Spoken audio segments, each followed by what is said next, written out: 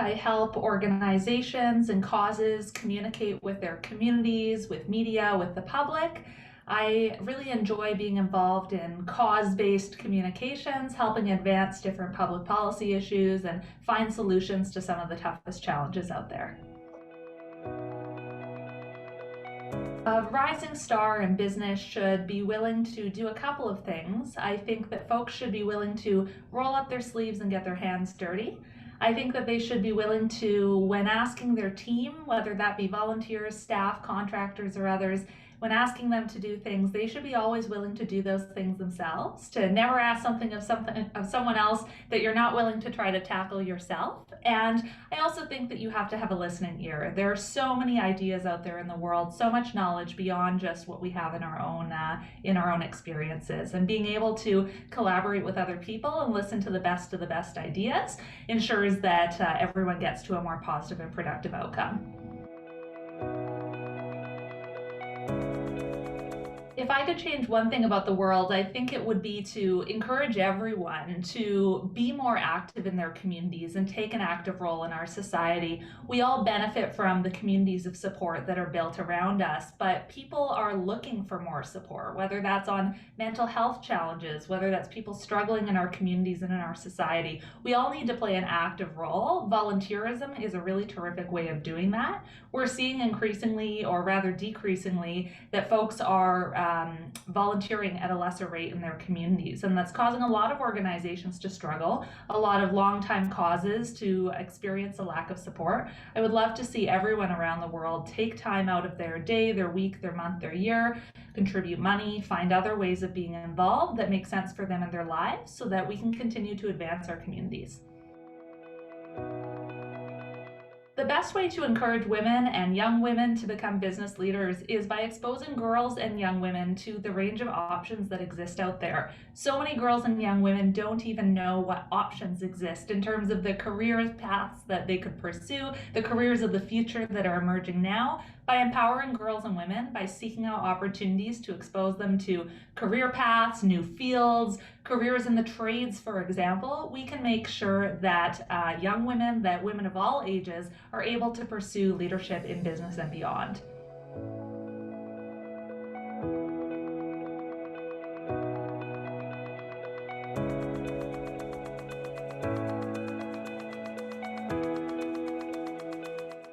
So it all started back when I was working as a cellar hand for a winery in South Australia.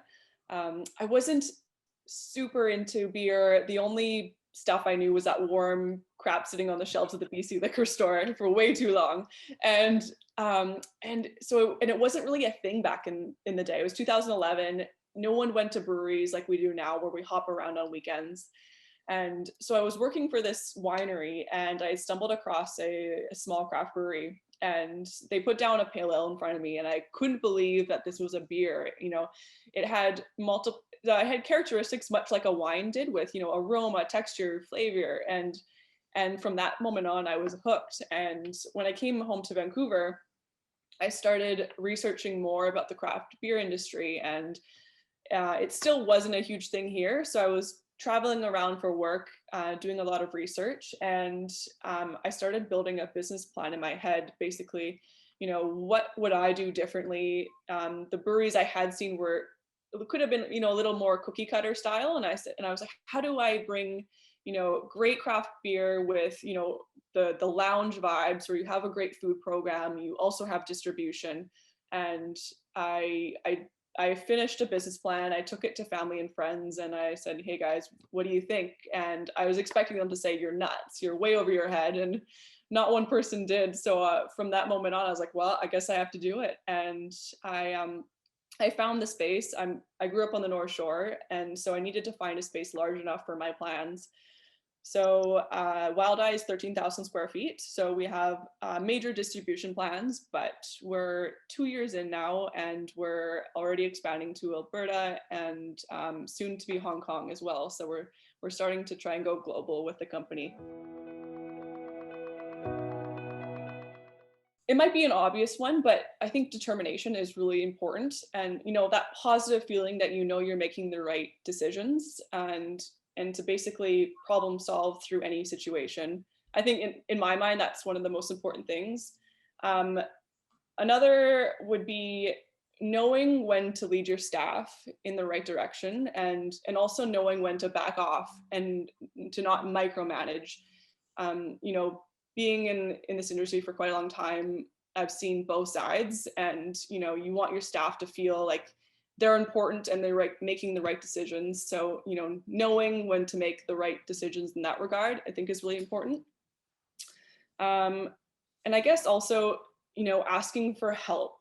You know, being a young female in this industry, also being quite green, you know, in the beer side of things, your ego can sometimes get in the way, and you feel, you know, I should know this answer, so I'm not going to ask. And I learned quite quickly that's the wrong choice to make. You know, these people, you know, there's so many people that have made these choices, and they know what they've done this already, and it's important to ask because, you know, they've done it 100 times. So, you know, I think that's another important thing to know.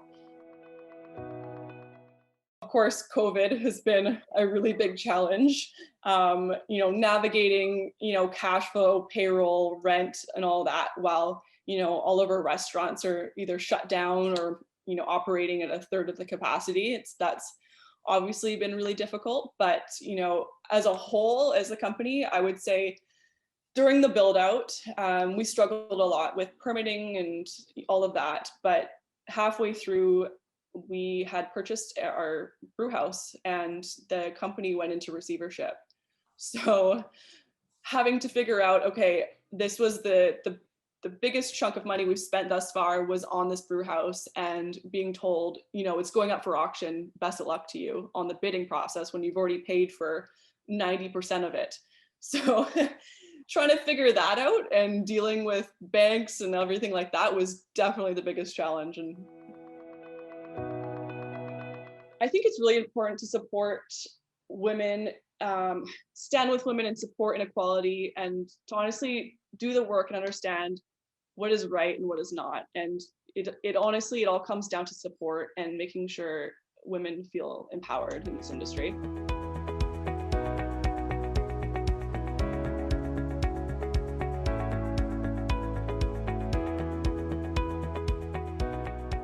Hi, I'm Jill Murphy, CEO of Women's Enterprise Centre, and I am delighted to congratulate these rising stars.